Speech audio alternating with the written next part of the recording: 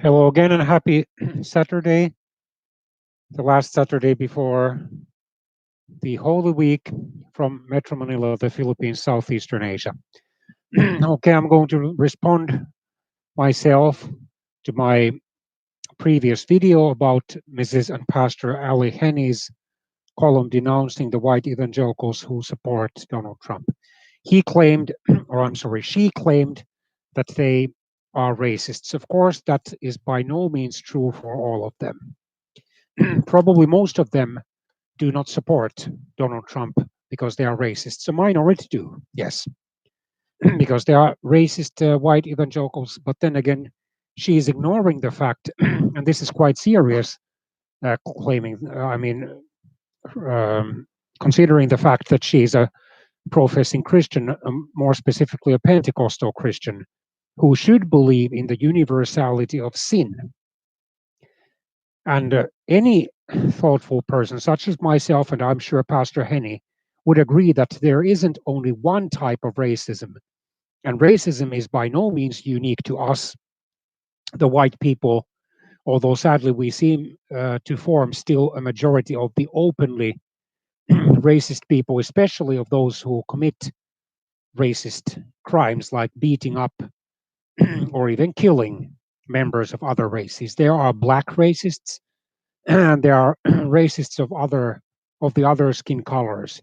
Racism is one of the most universal vices of the human kind, and regardless of what races are involved, or regardless of what races the individuals involved in racism are involved, we have to fight against racism. So, Mrs. Henny, in my opinion, should clarify the issue.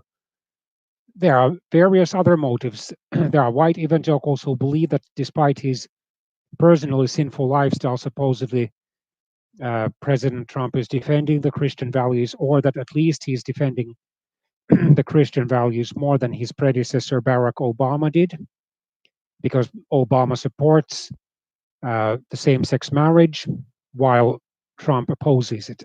Obama supports abortion while Trump opposes abortion in most cases, regardless of course, the innermost motives that Trump has. But in any case, Mrs. Henny should also be mindful of the fact that there are other types of racism besides the coercive racism, where the politically and militarily dominant racial group oppresses one or more other races. And in this type of racism, the perpetrators are usually, although not always, whites. Then there's reverse racism, where members of a racial group who has been oppressed in the past turn on the uh, members, or many of the members of the previously oppressing racial group, as if they were all uh, hateful people, inferior people, disgusting people. And to a limited extent, we have seen this in Africa. We have heard reports coming from South Africa and Zimbabwe of many white farmers having to flee from or give up their farms. And then in South Africa, something like 4,000, 5,000 people, most of them white farmers and their families, being brutally killed by specific black individuals who are desperate to find money and work.